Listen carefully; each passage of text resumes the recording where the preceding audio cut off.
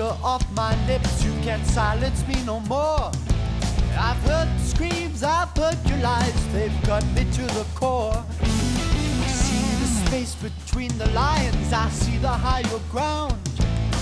We've all come together now, we won't be pushed around. Knock down the door, there's something we gotta say. Knock down the door, won't have it any other way. Knock down the door, shake us, you can break us now till we're sore.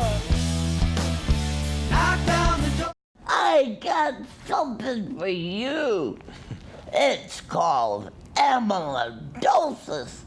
Are you saying what, Dorothea, is amyloidosis?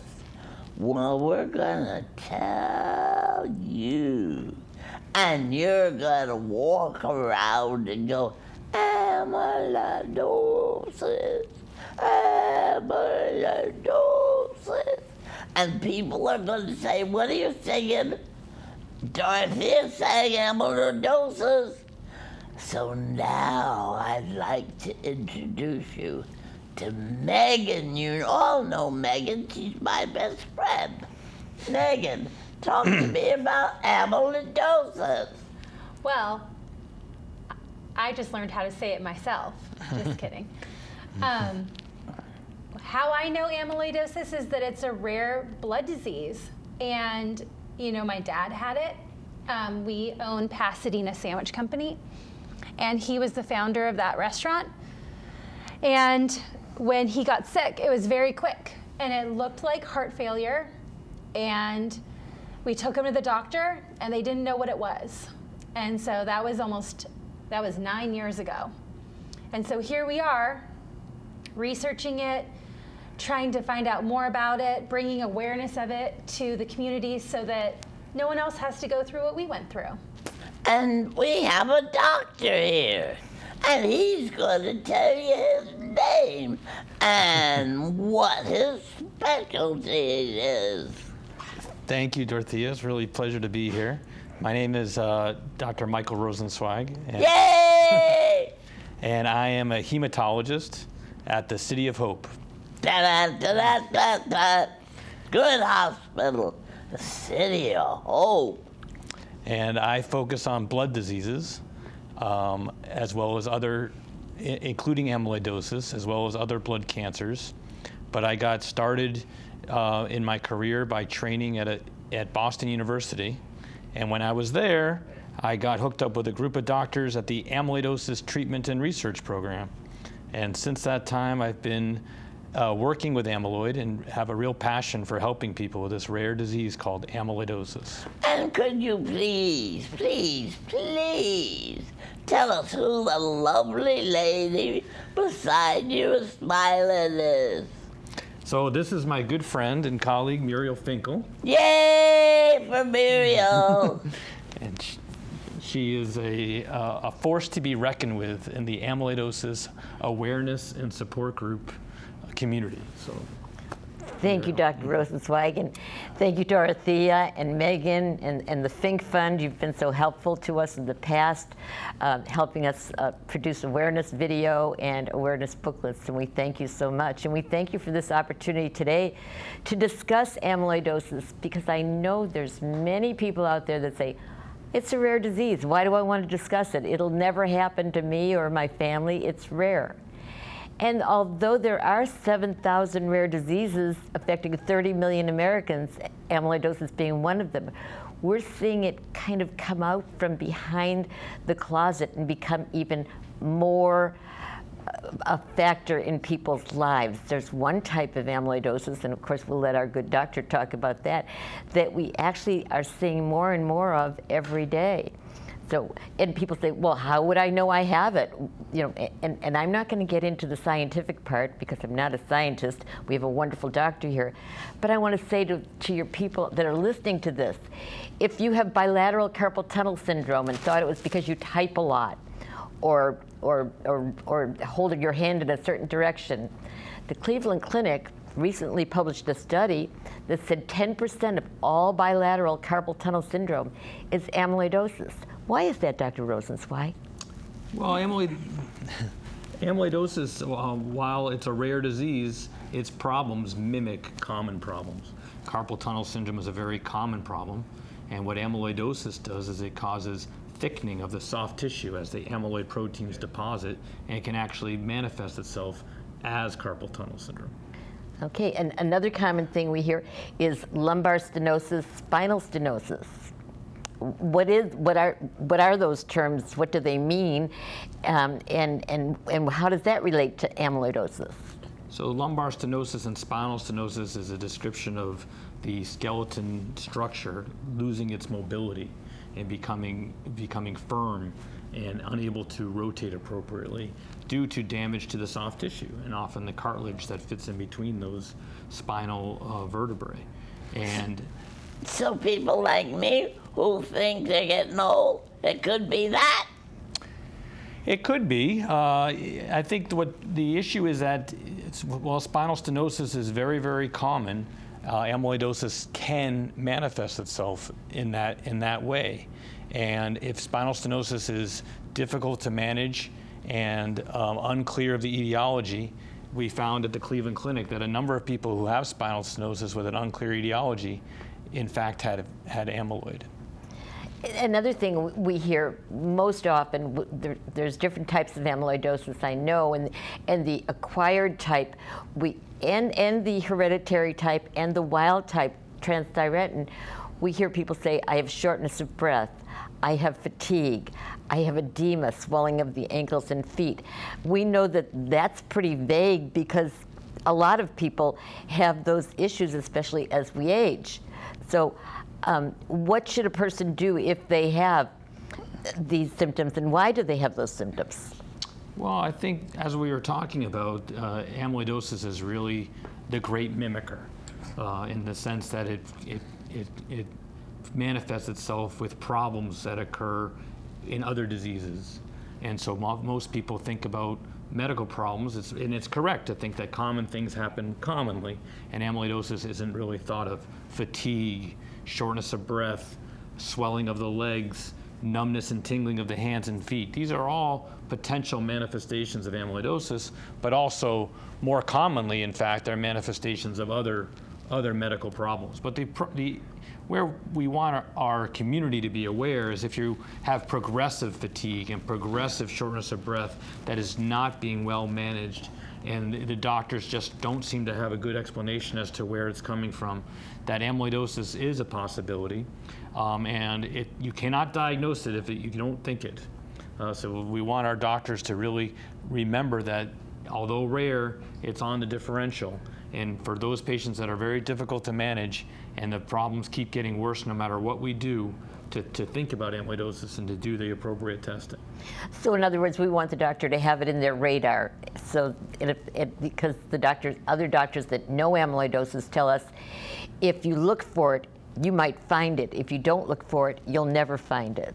So. Yeah, that's exactly right. And although amyloidosis is a very rare disease, and as we talked about at the beginning, many people don't even know how to say the word amyloidosis, much less understand the disease.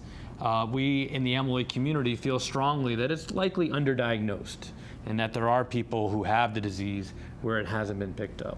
So I touched on there's different types. Perhaps you can go into a little bit more detail as to the types of amyloidosis and how they start, how they begin, their genesis, so to speak. Yeah, sure. So amyloidosis describes a protein deposition disease, where proteins that are made in the body normally by our normal body processes, for a variety of reasons, those proteins become abnormal. And the abnormal proteins then misfold and they conglomerate into this unusual shape, creating fibrils. And those fibrils are what the amyloid is. And those proteins misfold, form fibrils, which then aggregate into this amyloid protein. And that's what my dad would have experienced, right? So the stiffening of his heart, which showed up as heart failure, it looked like that, it mimicked heart failure, was actually these proteins attaching themselves to his vital organs and stiffening them so they were unproductive. Exactly, but in fact, your dad did have heart failure. I'm quite sure. Yeah. The question was, why did he have heart failure? Yeah. And he had all the symptoms of heart failure, but perhaps he didn't have other risk factors for heart failure. He wasn't a smoker. He didn't have high blood pressure. He didn't have coronary artery disease, which is a more common form of heart failure. And what he had is he had the amyloid proteins that deposited in his heart and caused the heart failure. And where the challenge is so paramount that we want to overcome is picking up that it was amyloid as soon as possible so that we can treat that disease and stop the process of the progressive heart failure so that patients have a chance to recover their heart function, Yeah. and we don't allow the process of amyloid deposition to continue. And that's where the awareness is so important, is in early diagnosis, because we do have treatments for amyloid-related heart failure, but if we don't catch patients early, many patients will not be eligible for those treatments because their heart is too damaged, or they just won't work because the heart is too far damaged. Muriel, who do you see get amyloidosis the most? Well, again, there's different types of amyloidosis. There's the acquired amyloidosis, which is just bad, dumb luck, like many diseases that you hear about. And then you have a wild type, which seems to hit the elderly, and I'm sure the doctor will go into these for us in a little bit. But there's one type that is hereditary. And unlike the acquired type, I call it the factory that makes the amyloid is not the usual spot. And we do see that the African American community it seems to be the one that bearing about the brunt of the hereditary, in that they say 4% of African Americans are carrying the genetic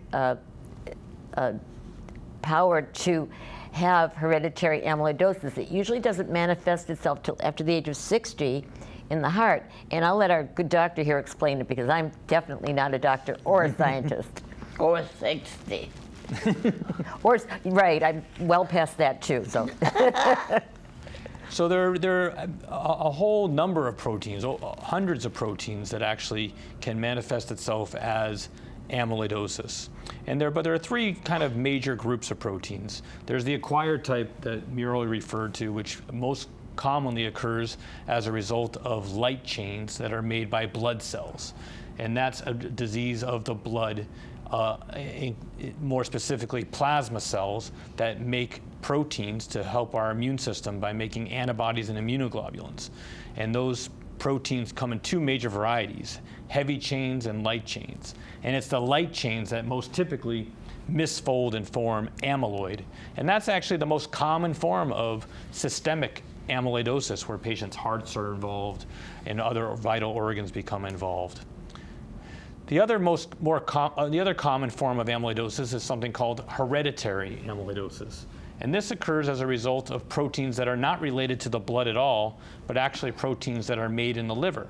And there's a number of proteins that can form amyloid in the subgroup of hereditary amyloidosis.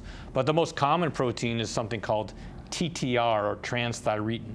And this is a protein that's made in the liver. And what happens, as Muriel described, patients actually inherit a mutation of that protein. And something about youth seems to protect people from developing amyloid despite having that mutation their whole life. And when they reach a certain age, that abnormal protein starts to misfold and form amyloid. The other type that also involves the same protein, is the same TTR protein, is something called wild type TTR amyloidosis.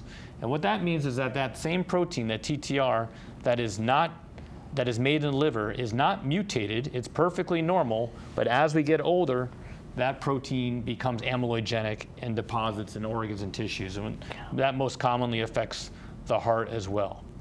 And lastly, there's a form of amyloid called secondary amyloidosis. In that form of the disease, another protein called amyloid precursor protein becomes abnormal in the setting of another problem, another chronic inflammatory disease.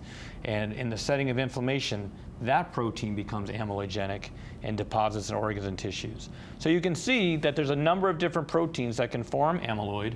Each is really unique unto itself, and it has its own clinical manifestations. And understanding the disease and understanding the type of the disease is critically important in managing patients. And we still have even some new forms that are just being discovered. In the last 10 years, we see a form called ALEC2, and we see that quite often in the Native American population, people of Mexican descent, First Nation people of Canada, but we also see now some people in the Middle East and from India showing up with that variant. So, but of course, back in the early ages, you know, when the Mayans were around, I'm sure there was a lot of traveling in boats between all these countries, and maybe that's how it started. They're just starting now to do research on this, and they feel that when that is fully diagnosed, we'll see a lot more, like the African American community with that one type of TTR, they expect to see more of the ALEC2 as time goes on as well. There are many wonderful, brilliant researchers doing work on this, so hopefully we'll know more soon. Yeah, that's right. New forms are being discovered all the time as we pick up the disease and as the medical community is becoming more aware of the disease. And we have other hereditary types that are not transthyretin. They're actually, we don't know in some cases, or the doctors don't know where they come from, but we see some fibrinogen, which seems to affect the kidney a lot, and we see gelsolin, which they feel comes from Finland, because there's a pocket of people in Finland that seem to have the most of it. There are others as well, lysosome and a few other hereditary for ApoA1s. I could go on. Right. I could really go on. Yes, so we're seeing more and more of it. Now that there's more treatments, doctors don't seem to be quite as afraid of looking and diagnosing it. So if a doctor's really on the ball, they're picking it up more. And is it noticeable? So I know you said it mimics a lot of things, right? Mm-hmm. So is it something that I should be going and getting checked out? Now, if I feel healthy and things are feeling fine, maybe it's not something I should check out. Now, if I feel like I have inflammation and I say to my doctor, hey, I've been feeling inflamed for the last 6 months, I don't know what's going on, nothing much has changed in my life. You know, so at what point do you know, hey, I should come to the City of Hope and see you? Or, you know, reach out to Muriel and have her set me up with the right doctor? Well, I think that for patients and for people who are feeling ill, it's the most important time to think about these rare diseases. I don't think it's not a disease that manifests itself without symptoms. That being said, there are hereditary forms of the disease, and so for people who have family members who have passed away for mysterious reasons because of heart disease or a kidney disease that was never well defined, and certainly people who have family members who have passed away of amyloidosis that has not been that has been typed as a hereditary form, those people should come in and get evaluated and consider early testing for the genetic mutation, because early detection can make a huge difference in that situation. And we should stress that there are wonderful genetic counselors available. And if you have hereditary amyloidosis in your family, something you might want to consider even before testing is genetic counseling. Because in this country, if you want to get life insurance, and you've tested positive for hereditary disease, you cannot get life insurance or long-term care insurance. So the genetic counselors are experts in telling you, based on your particular illness, what age you should want to get tested, when you would not want to get tested. And it's a safety net to get the genetic counseling first before you get tested, unless you're terribly symptomatic. Then of course you want to, or even slightly symptomatic, you'd want to get treatment. But definitely, if you're not yet symptomatic yet, you know it's in your family, you would definitely want to get genetic counseling first. And where do you get that? We can advise people on how to do that. There are companies that offer it free of charge. So, if they contact me at info@amyloidosissupport.org, I can help them with that testing. I'm sure if they contact Dr. Rosenzweig, he can help them as well.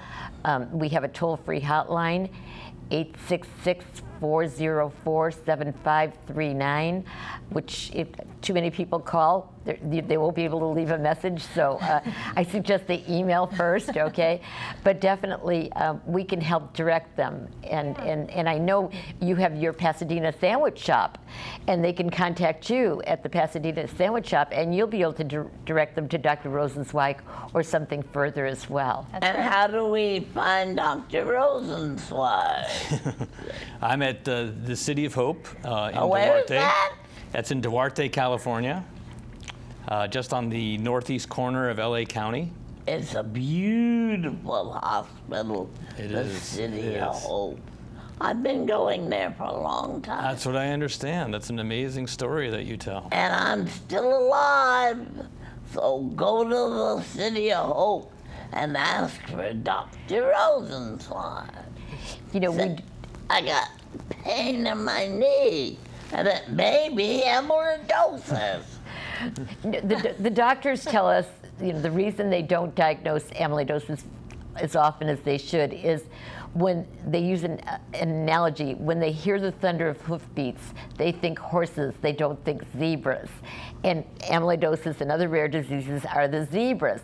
But you don't want the doctors to overlook those horses, because more than likely, we have to say this, it will be one of the horses, it won't be the zebra. That's right. So we can't, I don't want to throw everyone into a panic that's listening to this program thinking they've got amyloidosis. It's one of 7,000 rare diseases.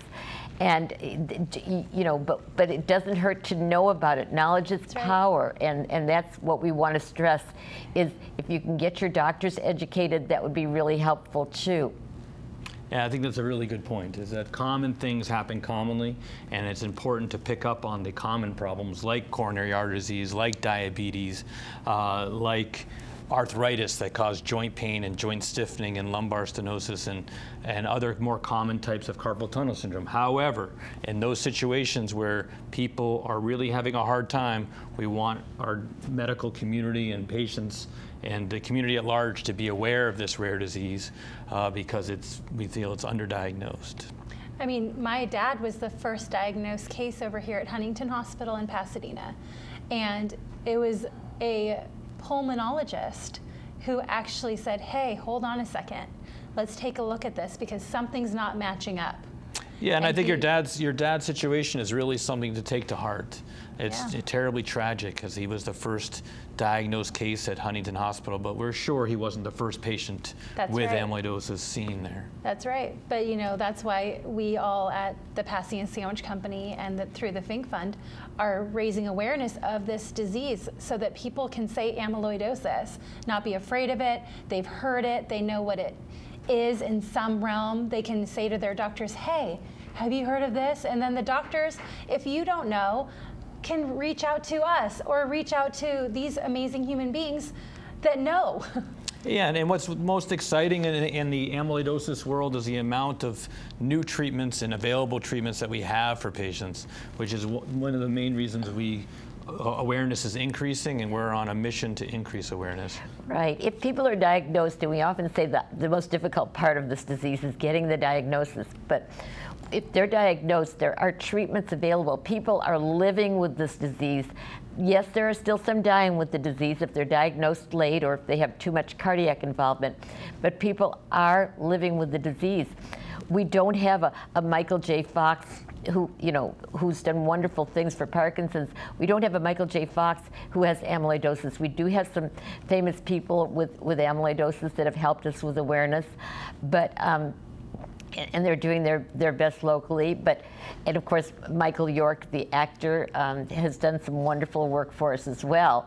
But with that said, we don't wish it on anybody, but if a famous person is out there and has it, and you want to come forward, we'll let you. Yeah, being able to share and spread the word makes the difference. Absolutely. I know that 9 years ago when we lost our dad, we started saying amyloidosis, and we put some of the signs up that just said it, and people from the community started coming in and saying, hey, I have it. And we have probably a handful of people that come into Pasadena Sandwich Company who are like, thanks for doing what you're doing. And we're not doing much except for talking about it and making sure that we have, the red heart on all of our gear, which stands for our dad, but it stands for the awareness of that disease. Like, hey, our hearts are in it, and That's we're here great. for people. I remember when we first started our support group meeting in Los Angeles. It was our first Southern California meeting, and I think by the second year we had maybe 12 to 25 people attending our meetings, and we now have more than 70 patients and caregivers coming to our meetings. So we can see that that's really grown, and I know your practice is really amazing. How has that grown? Yeah, so I came from the East Coast after my training to Southern California to start working at City of Hope, and there really wasn't a large amyloid expertise in the Southern California or on the West Coast, to be honest. And since I've Dr. Vesio was it? Dr. Vesio, who was a Cedars. fabulous hematologist out of Cedars, was really the go-to guy for amyloidosis in the entire Southern California region. And I came to City of Hope with the goal of building awareness and helping people with this disease, knowing that there were people there who were underdiagnosed and perhaps not being treated with the expertise that's needed to manage such a rare and devastating disease. And by coming to the amyloidosis support group meetings and by participating in outreach programs whenever possible and speaking to the community about amyloidosis and just increasing awareness that this is a disease that I'm interested in, my own practice has grown by 30% each year. With the growth of amyloidosis patients coming to City of Hope. And what that tells me is not that the disease is becoming more common. What that tells me is that we're picking it up more often, and patients are getting diagnosed and being referred to a center of excellence, which we think is such a critical part of managing patients with this disease, that they be cared for at a center where the physicians and the nurses and all the providers are aware of the nuances of this disease, because it's complicated and it often turns routine medicine upside down. And you don't always have arthritis or things in your hands. Could be the beginning of amyloidosis. And something that we should, I guess, often think about is the fact that as patients, when we have symptoms of anything and we don't know what it is, we go to the doctor and we expect the doctor to figure out what it is. And so if the doctor is not aware of amyloidosis and we go to that doctor, we're not going to get diagnosed. And Isabel Lusada from the Amyloidosis Research Consortium recently did a study, and found that most patients with amyloidosis saw an average of 5 doctors before they were diagnosed. And for some patients, it took as long as 3 years to get diagnosed, some even longer. So I think it's really important that we educate the physicians. Our patients expect our physicians to know more. So what Dr. Rosenzweig is doing with grand rounds in hospitals and speaking before various organizations, we can't say enough about how that will help. And do you know of places in every state where someone can go? I'm not every state, sadly, but I know of places in most of the states. Yeah. Yes, Amyloidosis Support Groups is very aware. We do meetings in 30 cities throughout the United States, and we are aware of most of the places that do treat amyloidosis. Do they have a multidisciplinary team that understand all the nuances, as the doctor just explained? Not necessarily, but some people can't leave their state. They can't travel out of state. Maybe they're on Medicaid. Maybe they're on an HMO that limits them. So we're working very hard on trying to find those local people that can help them. Another thing is, now with TTR becoming more and more diagnosed, now that there are treatments out there, we're seeing more and more cardiologists become interested in diagnosing amyloidosis now that there are treatments. So I think we're going to find more and more centers as time goes on. I more really and more do. doctors And who want absolutely. to join the team and join the fight. Right. That's right. That's right. And I mean- we're looking for more people to join the team. That's right. And that's And- why we're having our program. That's right. So that Absolutely. you two who know can help the rest of us. Well, it's a very exciting time for the amyloidosis research and development and treatment options. The amyloidosis is very closely, light chain amyloidosis, I should say, is very closely related to multiple myeloma, and there's just an explosion of new treatments available for multiple myeloma that work very well in amyloidosis. And I think we're very close to getting drugs actually approved for amyloidosis, for light chain amyloidosis. And as we've alluded to, there are new treatments for the hereditary type of amyloidosis and wild type amyloidosis that were never available before. Have only Even been 3 years before. That's right, only in the last few years. And it's a very, although a devastating and rare disease, it's clearly a good time to be optimistic about the possibilities. And as we grow awareness and grow the team, as you so eloquently put, will help more and more people fight this devastating disease. So community, remember, now you can say to your friend, have you heard of amyloidosis? And they can say, what, Megan? I sure have. Absolutely. And you know, this dream of building a center, like on the West Coast, I'm all about it. And you know, if you're listening out there and you have extra funds that you want to help create a center, come and find us. We're in. We're 501c3, That's right. so we can do it. So whatever we can do to help you, just let us know, because we're amyloidosis ready. That's right. It's not arthritis. It could be amyloidosis. I'm getting older every minute. Oh, my leg won't lift. Oh, no. Is it amyloidosis? So we want everybody to know about it. Thank you so much for your energy and your enthusiasm and your help in us charge on to this fight. Your passion inspires everyone for sure. Thank you both for coming and telling everybody about amyloidosis. And thank you, Sister Dear, Absolutely. because we'll not stop until a lot of people are being better. That's right. Go to City of Hope. It's the best hospital you can go to anywhere. They know about amyloidosis.